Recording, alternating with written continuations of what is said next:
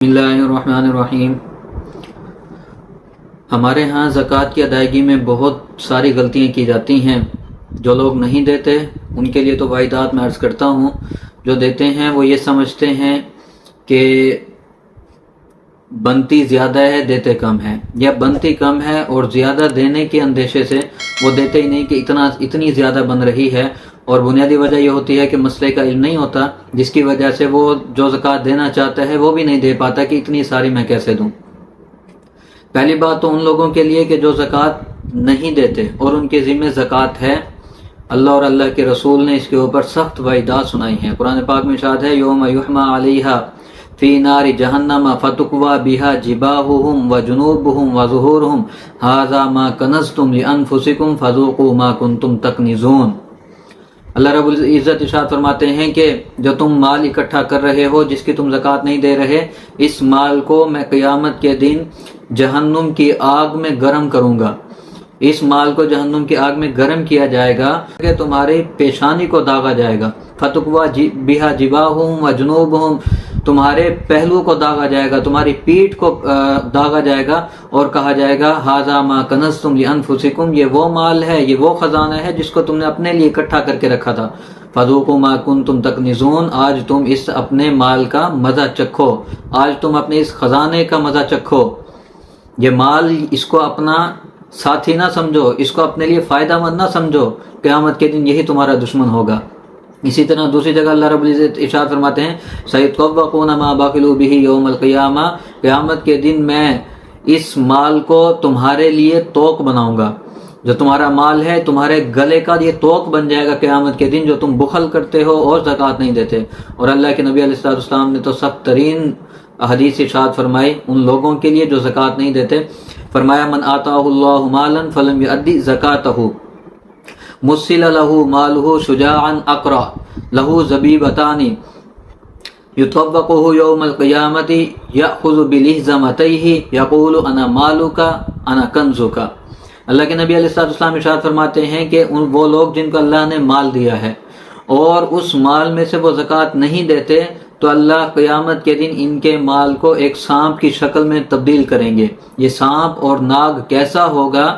یہ ایسا سانپ ہوگا کہ شجاعاً اقرع، جس کے سر پہ بال نہیں ہوں گے، اس کے زہریلے ہونے کی طرف اشارہ ہے، اس کے سر پر بال نہیں ہوں گے، لہو زبیبتان، اس کی آنکھوں پر 2 نقطے ہوں گے، یہ بھی اس کے زہریلے ہونے کی علامت۔ پھر یہ ایسا سانپ ہوگا کہ یطوقہ یوم القیامہ، اللہ قیامت کے دن اس کو تمہارے گلے کا توق بنائیں گے، جیسے کوئی ہار پہنتا ہے اس ناگ کو تمہارے گلے میں پہنایا جائے گا۔ پھر یہ سانپ یأخذ بلحظمتیہ، یہ اس کی باچھوں کو، اس کے جبڑوں کو چیرے گا، کاٹے گا، ڈسے گا، اور کہے گا یقول انا مالک انا کنزک، یہ بولے گا بھی صحیح اور کہے گا کہ میں کوئی نئی چیز نہیں ہوں، میں تیرا مال ہی ہوں، میں تیرا خزانہ ہوں جو تو نے دنیا میں جمع کر کے رکھا تھا، آج اللہ نے مجھے سانپ کی شکل دی اور میں تجھے ایسے ہی ڈستا رہوں گا، ایسے ہی کاٹتا رہوں گا۔ تو دیکھیے یہ تھوڑے سے پیسے، تھوڑا سا مال جو اللہ نے مانگا ہے، اللہ فرماتے ہیں مما رزقناہم ینفقون، جو میں نے تمہیں دیا ہے اس میں سے تم مجھے دو۔ ہمیں حکومت نہیں دیتی، ہمیں گورنمنٹ نہیں دیتی پیسہ، لیکن پھر بھی ہم اس کو ٹیکس دیتے ہیں، اور کتنا زیادہ دیتے ہیں۔ آپ ایک موبائل ریچارج کرواتے ہیں تو آپ کے 100 روپے کے پیچھے 12 یا 18 روپے ٹیکس حکومت لیتی ہے۔ آپ ایک صابن کی ٹکیا لیتے ہیں، اگر وہ 100 روپے کی ہے تو اس کے اوپر 10-15 روپے آپ ٹیکس دیتے ہیں۔ اللہ نے کتنا مانگا ہے؟ 100 روپے کے پیچھے 2.5 روپے، یار کوئی ویلیو ہے؟ 100 روپے کے پیچھے 2.5 روپے اللہ نے مانگے ہیں، وہ بھی سال میں 1 مرتبہ۔ اپنے ملک میں رہتے ہوئے کوئی چیز خرید رہے ہیں تو جتنی بار خریدیں گے اتنی بار ٹیکس دیں گے۔ اور اللہ کتنا بے نیاز ہے، اللہ کتنا کریم ہے کہ سال میں 1 مرتبہ مانگا اور 100 روپے کے پیچھے صرف 2.5 روپے مانگے کہ اتنے سے تم دے دو، تمہارا باقی کا مال میں پاک کر دوں گا، اور اس کے اوپر تمہاری پکڑ نہیں ہوگی، باقی کے مال میں تمہارے لیے برکت ہو جائے گی۔ باقی یہ کہ زکوٰۃ، ہم میں سے ہر بندہ یہ سمجھتا ہے کہ بھائی میں تو غریب ہوں، زکوٰۃ کہاں سے دوں؟ یہ غریبی اور امیری کا جو اصول ہم نے خود بنایا ہے، یہ شریعت کا اصول نہیں۔ حالانکہ ہم مکلف ہیں شریعت کے، ہم اس چیز کو ہمیں دیکھنا چاہیے کہ شریعت کی نظر میں ہم امیر ہیں یا نہیں۔ ہمارے ہاں جس کے پاس 2 یا 3 تولے سونا ہے وہ بھی کہتا ہے میں تو بھائی غریب ہوں، جس کے پاس چاندی ہے وہ بھی سمجھتا ہے میں تو غریب ہوں، جس کے پاس 1.5-2 لاکھ روپے ہے وہ بھی سمجھتا ہے میں غریب ہوں۔ शरीयत की नज़र से देखिए, ये इस्लाम का बुनियादी रुकन है, इस्लाम के अरकान में से है। अगर आप ये अदा नहीं करेंगे तो आपकी इस पर बख्शिश नहीं होनी। बहरहाल तो याद रखिए कि ज़कात उस शख्स के ऊपर है जो साहिब निसाब है। अब साहिब निसाब कौन होता है? जिसके पास सोना हो, सिर्फ सोना, और उसके पास पैसे भी नहीं, चांदी भी नहीं, तो 7.5 तोले होगा तो ये साहिब निसाब है, वगरना नहीं है। इसी तरह अगर सिर्फ चांदी है, कोई पैसा नहीं, कोई माल तिजारत नहीं, कोई सोना नहीं, सिर्फ चांदी है, तो फिर 52.5 तोले होगी, तो फिर इसके ऊपर ज़कात होगी। अगर ना सोना है ना चांदी है लेकिन पैसे हैं, तो पैसे अगर उसके पास इतने हैं कि जो 52.5 तोले चांदी की कीमत को पहुंच रहे हैं, और मैं अगर आज के दिन के एतबार से बात करूं, ये मार्च का महीना है और इस महीने में जो ज़कात का निसाब बनता है 52.5 तोले चांदी, 1,32,179 रुपये 52.5 तोले चांदी की कीमत है। ये मैं अभी 1-2 दिन के का रेट बता रहा हूँ, हो सकता है कि कुछ दिनों के बाद ये मज़ीद ऊपर जाए या मज़ीद कम हो। ये जिस दिन आप ज़कात निकालेंगे उस दिन के एतबार से आप रेट देखेंगे। हम फ़र्ज़ कर लेते हैं कि 1,32,000 रुपये निसाब की शर्त है। तो देखें, अगर किसी के पास 1,32,000 रुपये पिछले साल भी था और इस साल भी है, और याद रखें ज़कात के लिए एक दिन मखसूस करें, मुतय्यन करें। वैसे तो हम पूरा साल दे सकते हैं जब चाहें दें, लेकिन ज़्यादातर लोग रमज़ान में देते हैं। तो आप रमज़ान में जिस दिन ज़कात निकाल रहे हैं उसको डायरी में लिख कर रख लें कि मैंने 1 रमज़ान को ज़कात दी, या मैंने 10 रमज़ान को दी, या 20 रमज़ान को दी, या जो भी तारीख है आप उसको लिख कर रखें। अगर आज के दिन आपके पास 1,32,000 रुपये से ऊपर आपके पास पैसे हैं, या 1,32,000 रुपये की मालियत की चांदी मौजूद है घर में, और उसके साथ कुछ पैसे हैं, कुछ पैसे से मुराद है कि 100 रुपये भी आपके पास हैं, पिछले साल आज के दिन भी आपके पास 1,32,000 और आज के दिन भी आपके पास इतने ही पैसे हैं, तो फिर आपके ऊपर ज़कात लाजिम होगी। नंबर 1। नंबर 2 कि साल गुजरना शर्त होती है। हमारे यहाँ एक बहुत बड़ी गलतफहमी ये है, हम समझते हैं कि साल नहीं गुजरा अभी इस पर ज़कात नहीं होगी। मसलन पिछले साल रमज़ान में मेरे पास 2 लाख थे और इस साल रमज़ान में मेरे पास 5 लाख हैं, तो मैं ये समझूंगा कि 2 लाख पर तो ज़कात है, क्यों? चूँकि मेरे पास पिछले साल भी 2 लाख थे, इस साल भी 2 लाख हैं, मैं सिर्फ 2 लाख की ज़कात दूंगा। बाकी के 3 लाख वो बाद में आए, फिर मैं उसका हिसाब लगाऊंगा कि अभी साल नहीं गुजरा। ये बहुत बड़ी गलतफहमी है। बाद वाले माल के ऊपर साल की शर्त नहीं हुआ करती। साल की शर्त सिर्फ और सिर्फ पहली मर्तबा के लिए है, साहिब निसाब बनने के लिए है। जब एक मर्तबा आप साहिब निसाब बन गए तो फिर उसके बाद साल की शर्त खत्म हो गई। अब बस आपने अगले साल ज़कात निकालनी है, और अगले साल जिस दिन आप ज़कात निकालेंगे उस दिन देखेंगे आपके पास कितने पैसे हैं। जैसे मैंने मिसाल दी कि पिछले साल अगर आपके पास 2 लाख थे और इस रमज़ान में उसी तारीख को आपके पास 10 लाख हैं, तो आपकी ज़कात 10 लाख की निकलेगी, 2 लाख की नहीं निकलेगी, क्योंकि साहिब निसाब तो आप पहले से थे। अब तो जितने पैसे आते रहेंगे, जिस दिन आप ज़कात निकाल रहे हैं उससे एक दिन पहले भी आपके पास कहीं से पैसे आए तो इनकी ज़कात भी निकाली जाएगी। इसके लिए साल के अगर किसी के पास सोना है, 1 तोला है, 2 तोला है, बल्कि 1 तोला भी अगर आप रखें तो 1 तोले सोने की कीमत मौजूदा दौर में तकरीबन 2,20,000 से 25,000 के दरमियान है। अगर 1 तोला भी है और उसके पास 100 रुपये भी हैं, पिछले साल 20 दिन थे और इस साल भी 1 तोला और 10 रुपये या 100 रुपये उसके पास हैं, तो अब ये साहिब निसाब बन चुका है। चूँकि सोने की कीमत, वो 1 तोले सोने की कीमत इसको साहिब निसाब बनाने के लिए काफ़ी है, और जब उसके साथ पैसे मिल गए तो अब हम जाएंगे चांदी की तरफ, कि चांदी का निसाब जो था वो 52.5 तोले चांदी का निसाब बन रहा है, 1,32,000, तो फिर इस शख्स के ऊपर भी ज़कात होगी। ये उन लोगों के लिए है जो समझते हैं कि 1-2 तोले तो हैं, इन पर ज़कात नहीं भाई, अगर सोने के साथ पैसा है, चांदी के साथ पैसा है तो आपके ऊपर ज़कात है। इसी तरह एक और मसला याद रखें कि अगर आप दुकानदार हैं, ताजिर हैं, तो आपकी दुकान में जितने का माल है उसके एक एक पाई के ऊपर आपको ज़कात देना होगी।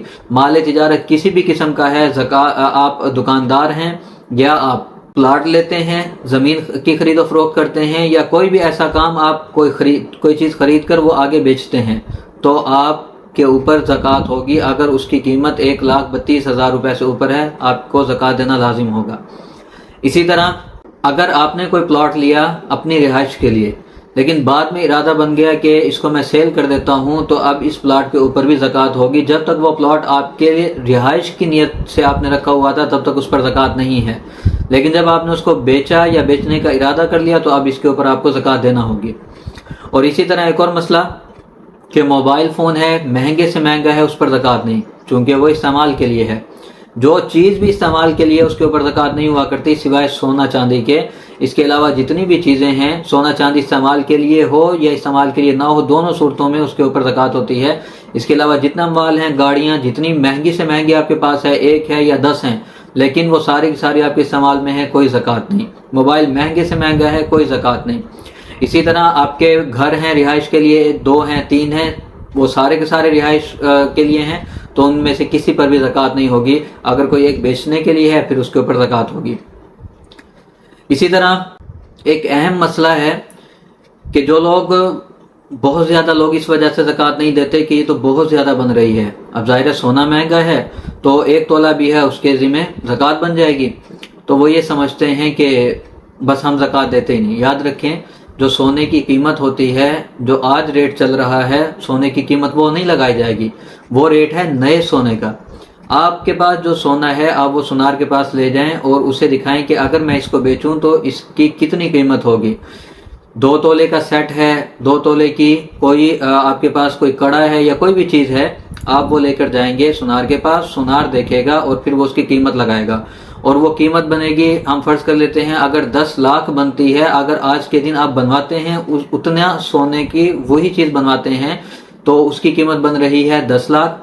لیکن اگر آپ یہی چیز بیچنے جاتے ہیں تو اس کی قیمت ہوگی 9 لاکھ 8 لاکھ، چونکہ سونار اس میں اپنی کاٹ نکالتا ہے.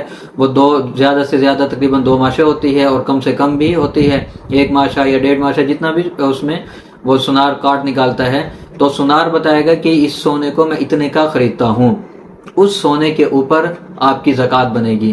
ہم یہ سمجھتے ہیں کہ سونے کا ریٹ پتہ چلا کہ جی یہ تو 2.5 لاکھ تک پہنچ گیا یا یہ 3 لاکھ کا ہو گیا، تو میرے پاس 2 تولے ہیں تو 6 لاکھ ہو گئے، 6 لاکھ پر اتنی زکوٰۃ ہے، بس پھر ہم دیتے ہی نہیں ہیں.